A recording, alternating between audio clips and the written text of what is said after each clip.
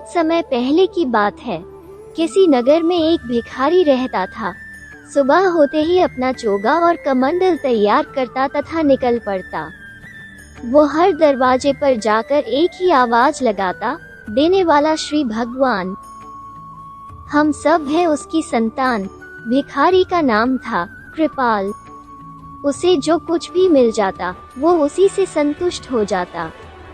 उसका एक मित्र जगन्नाथ भी भीख मांगता था। वो दरवाजे पर जाकर हाथ लगाता, देने वाला है महाराज, यही दिलवाएगा भोजन आज। कृपाल और जगन्नाथ भीख मांगने के लिए राजा के महल में भी जाते थे। राजा प्रायः दोनों की आवाज सुनता था। वो दोनों को ही भीख देता था, किंतु वो आजमाना चाहता था कि दोनों में से किसकी बात सच है। इंसान को सब कुछ देना भगवान के हाथ में है या महाराज के हाथ में है। एक दिन महाराज ने एक तरकीब निकाली। उन्होंने एक बड़ा सा पपीता लिया, उसका एक टुकड़ा काटकर उसके भीतर सोने के सिक्के भर दिए, टुकड़े को ज्यों का त्यों जोड़ दिया। तभी कृपाल भीख मांगने आ पहुंचा। राजा ने उसे दाल चावल दिलवाकर विदा किया। जगन्नाथ खंजरी बजाता आया और हाथ लगाए, देने वाला है महाराज, वही दिलवाएगा भोजन आज। महाराज ने सिक्कों से भरा हुआ वो पपीता उसके हवाले कर दिया। जगन्नाथ ने वो पपीता 2 आने में एक सब्जी वाले की दुकान पर बेच दिया। मिले हुए पैसों से उसने भोजन का जुगाड़ कर लिया। भला पपीता उसके किस काम आता।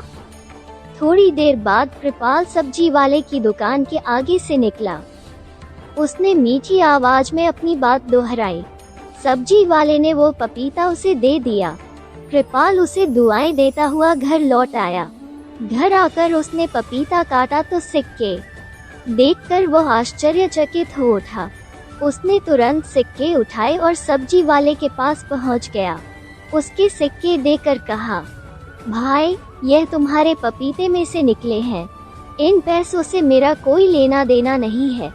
सब्जी वाला भी ईमानदार था। वो बोला, यह पपीता तो मुझे जगन्नाथ बेच गया था, तब तो यह सिक्के भी उसी के हैं।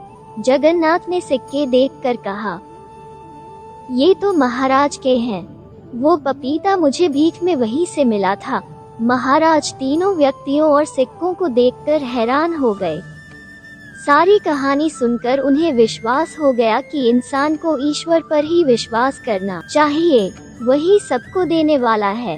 राजा ने तीनों को यथायोग्य उपहार देकर विदा किया। हाँ, उसी दिन से कृपाल के साथ साथ जगन्नाथ भी कहने लगा, देने वाला श्री भगवान, हम सब उसकी है संतान। एक और कहानी। कल दोपहर में बैंक गया था। वहाँ एक बुजुर्ग भी अपने काम से आए थे। वहाँ वो कुछ ढूंढ रहे थे। मुझे कहा शायद उन्हें पेन चाहिए, इसलिए उनसे पूछा तो वो बोले, बीमारी के कारण मेरे हाथ कांप रहे हैं और मुझे पैसे निकालने की स्लिप भरनी है, उसके लिए मैं देख रहा हूँ कि कोई मदद कर दे। मैं बोला, आपको कोई हर्ज न हो तो मैं आपकी स्लिप भर देता हूँ।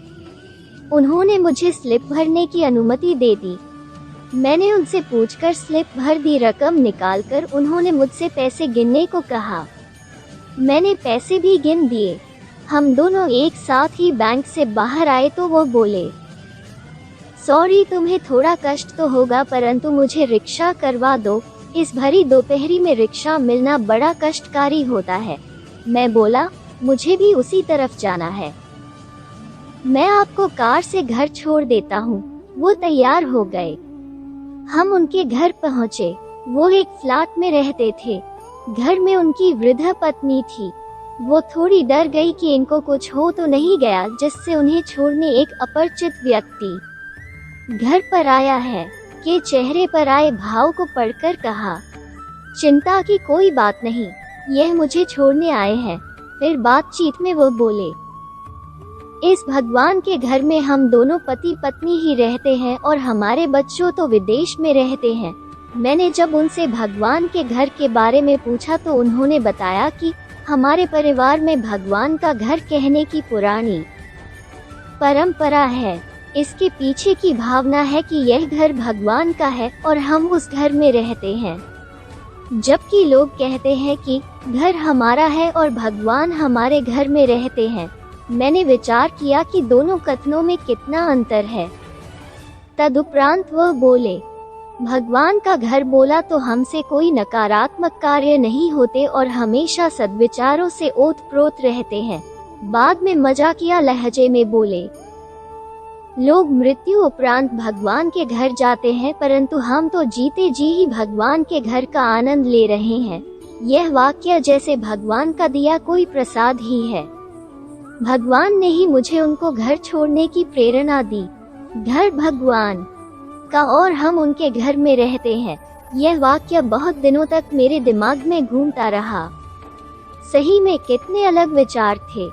हमको उपरोक्त प्रसंग से प्रेरित होकर अगर हम इस पर अमल करेंगे तो हमारे और आने वाले पीढ़ियों के विचार भी वैसे ही होंगे।